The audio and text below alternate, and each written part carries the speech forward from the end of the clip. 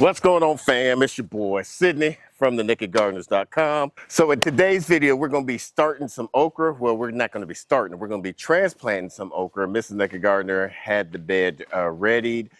She weed whack, or as she called it, weed whip, the bed and get all the weeds out the way. And then she put some additional cardboard and some mulch down that we got right here from the city.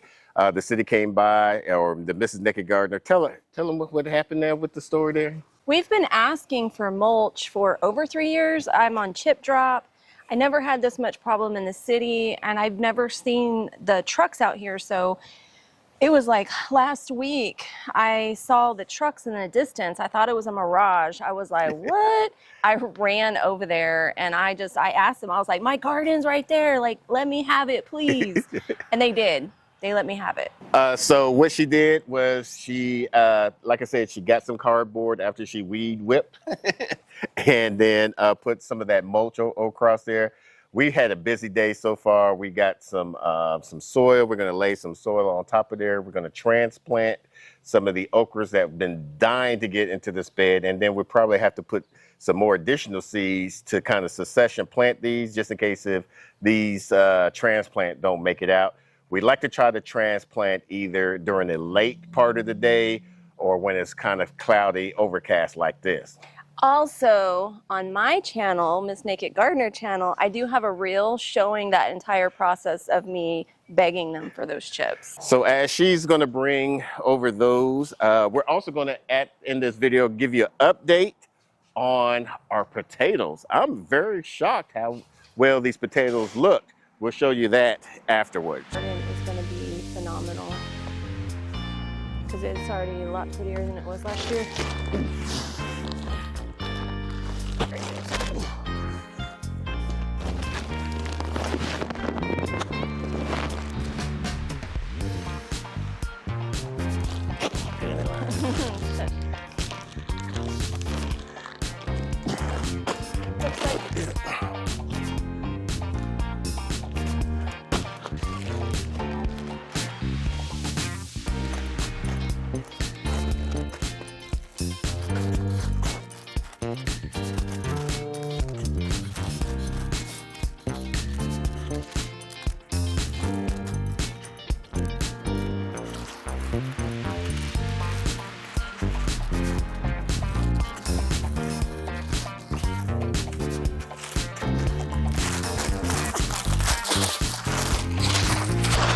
Yeah, I think 6 is right. So I used that Never Sink tool to get my grid lines down. And what I'm going to do with these okras is I'm going to interplant them with some amaranth and maybe some flowers as well. But right now I'm thinking amaranth. And then I need to go grab the okra seeds to find out, because I know for sure we don't have enough to plant here. A lot of the transplants that we were hardening off didn't make it. Doesn't look like they're going to make it. So we'll have to put some seeds in. Last year we had a similar issue, and I just direct sowed and had success with that. Oh. Because I do that. You think you do that? I don't think I do that. I know I do that. You know you do that? Yes. I don't think you know what you be doing. So these are the Clemson spineless okras. We have grown different varieties in the past, and we've just found that these are a lot better for us, for our liking and for the purpose that we grow them for. Which is pickling. Yeah.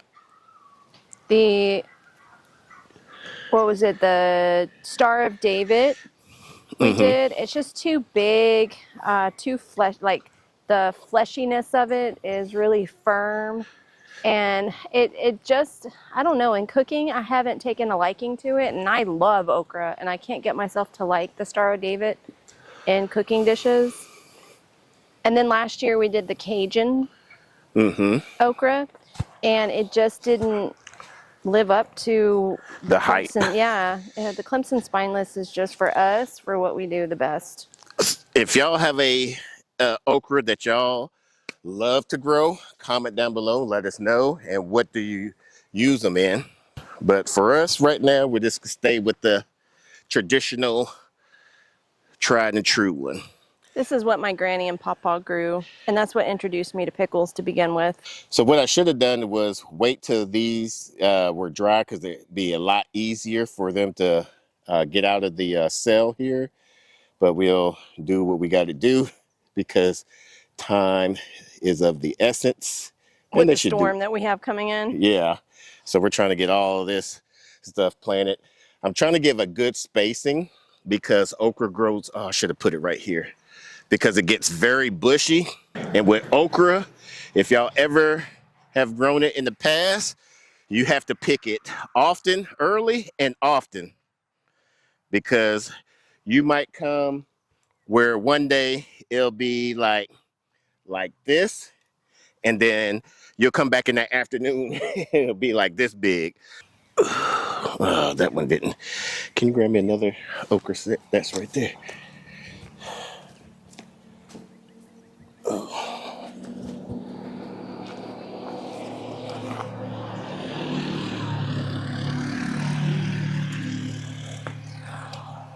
You might actually have enough when it's all said and done. Yeah. Because these do really get bushy, and I don't want a difficult time harvesting. And it's just the two of us. We really had too much. You can never have too much. See those? It's just so hard to get out. Oh, and then when it does come out, it's like,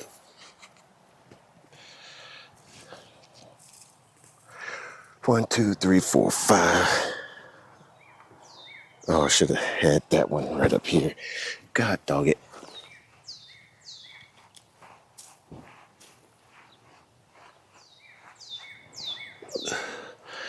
The good thing about okra is it's super hardy. Like, even though some of them look a little sad, after this rain, they're going to be insane.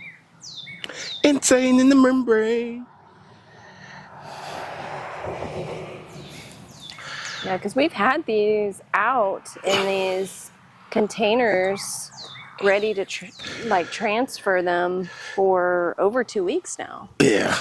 So they are acclimated. They've just needed this growing medium to flourish. Look at this bug. And the beetle went inside, buried itself inside the thing. See, I don't know why you don't want to get your hand dirty. Like, it's not that hard. Look at this. Look at this. You got a smaller piggy than me. Okay, well, ask for help then.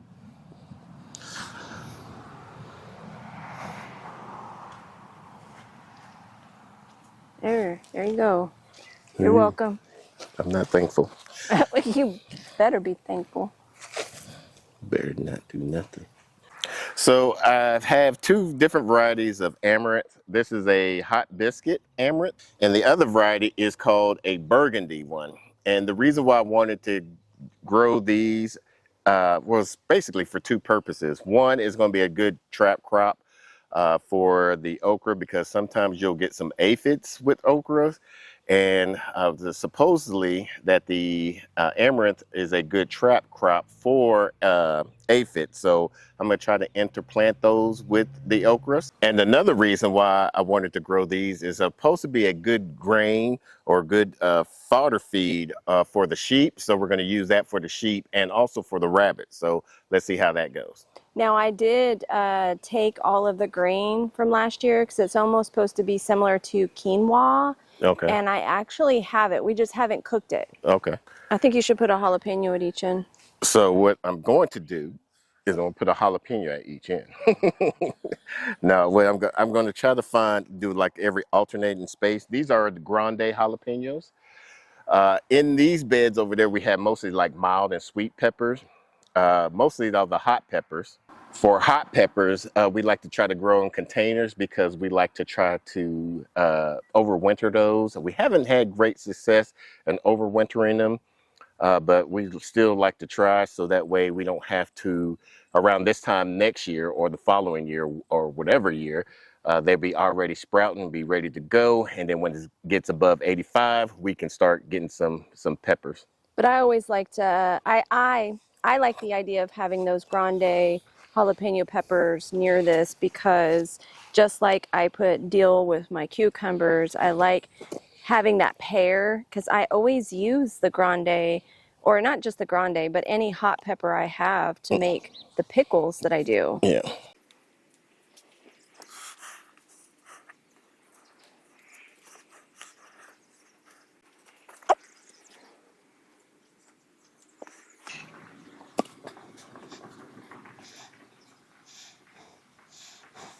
So we have here a dangerous woman that like watching horror stories or crime stories to see how she's gonna get away with her murder on me. And So right here we have everything planted. We still got some spaces. We're gonna wait till they get a nice size to see if we're gonna add more things inside this bed. What you got there? some dill. Mm. My dill didn't like fare too well, and I like to have it near the cucumbers.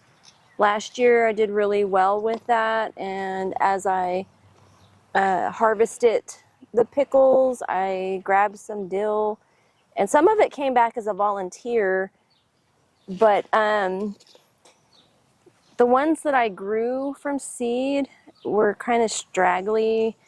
They're just not performing very well. So it doesn't hurt to just go buy some from a local grower if you can find it. The local producer that I really like is a local nursery, Kelly's Produce. They didn't have any. They had other herbs. They just didn't have any dill. So I had to rely on Atwood's for this one. And in this bed you have which cucumber? These are the Boston pickling. So since the last tour that we did, there's people that swear by the Boston pickling cucumbers. I've had personally great success with the Persian pickling, and personally my experience has been good because I daily harvest. It is going to be more challenging with the new schedule with me traveling some days, but the majority of the time I am harvesting them when they're nice and small and firm, and in combination with the grape leaves I plan on doing. So I'm going to be comparing this season the Boston pickling with the same recipes that I do to the Persian pickling in the other location. All right, so now let's take a look at the potatoes. Now with the potatoes, they started off very slow, and one of the reasons was we were into the 60s, mid 70s. Now we've been getting up into the low 80s. And so I feel like they're thriving right now because of the heat, but let me show you what it looks like. In one of the videos, we showed that we were doing these potatoes in the roof stout method. It's basically growing them all in hay. We had a little bit of issues with some of them because of the roly-polies. Some of y'all know sometimes potatoes will attract pill bugs. And so that is one good way to try to trap them if you have issues with pill bugs. Because a few of them were poking up and I was wondering what was going on with them. So I peeled back some of the straw and I noticed a lot of the pill bugs was attracting and around the potato. A lot of people say that pill bugs do not harm plants, but they go after things that are decaying and feel like they are about to decay.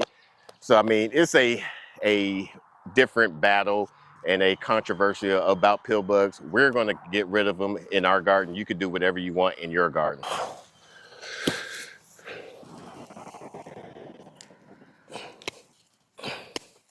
Now, I'm not sure if I'm supposed to top this or not, or what they call healing up, but we're going to anyways. Like I said, this is a experimental for us on these potatoes this year. We have normally grown them in containers because we were lacking of space when we were out in the Dallas area, urban area. Now that we have this 6.5 acres, I'm not even sure how big this garden is. We started off with a 25 by 25, and each season we just continually grown our garden, expanded our garden.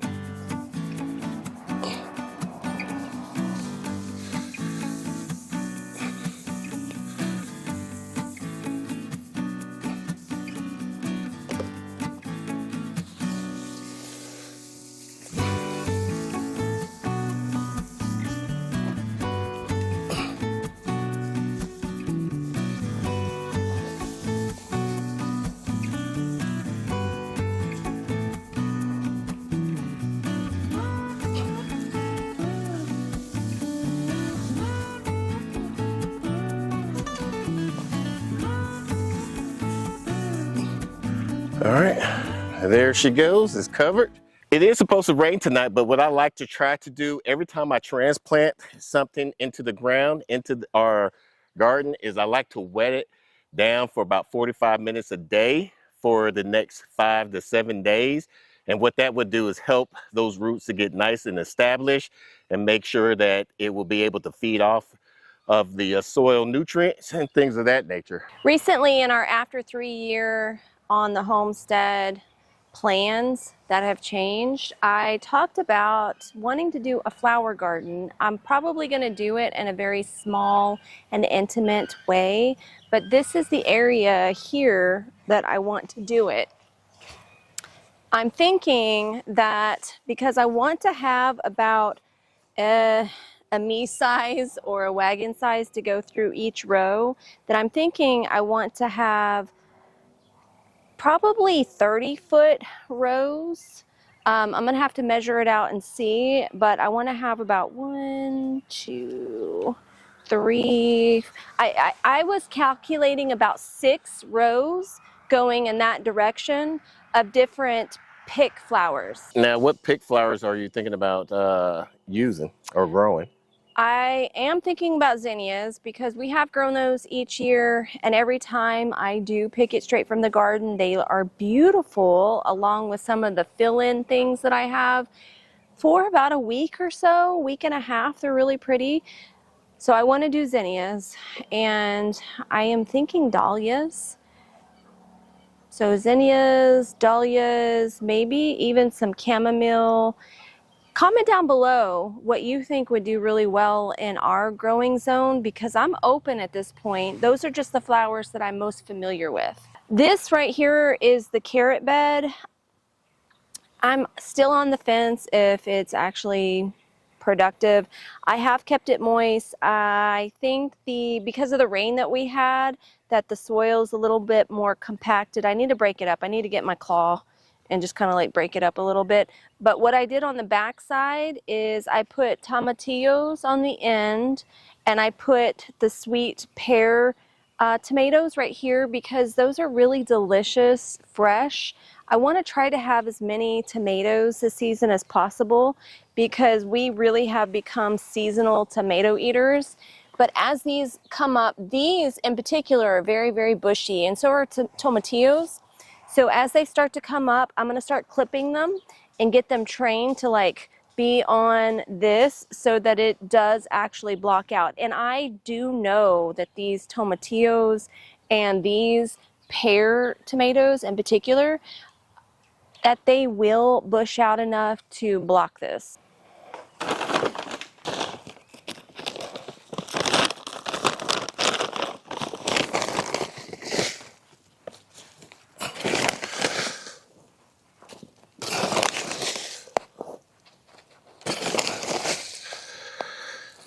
Like I said, it is supposed to rain tonight. We're going to fertilize this a little bit, and then we're still going to wet it down for probably about 15 minutes. That way it gives us a good jump start. And then tomorrow, if it doesn't rain, or depending on how much rain we get, we'll wet it down some more. So we normally try to do fertilizer, granular fertilizer, or some type of application about once a week, and then we'll do a liquid fertilizer anywhere from 2 to 3 weeks, every 2 to 3 weeks, especially when the summertime gets going and the extreme heat. Once the temperature gets up that high, we'll show you how we apply each one and how often we apply it. But let me go ahead and get this watering system going and grab something to eat because your boy is hungry. If you like this video, make sure you give us a thumbs up. We really appreciate it. And if you're new to the channel and like what you see, make sure you hit that subscribe button. Until the next video, let's grow together.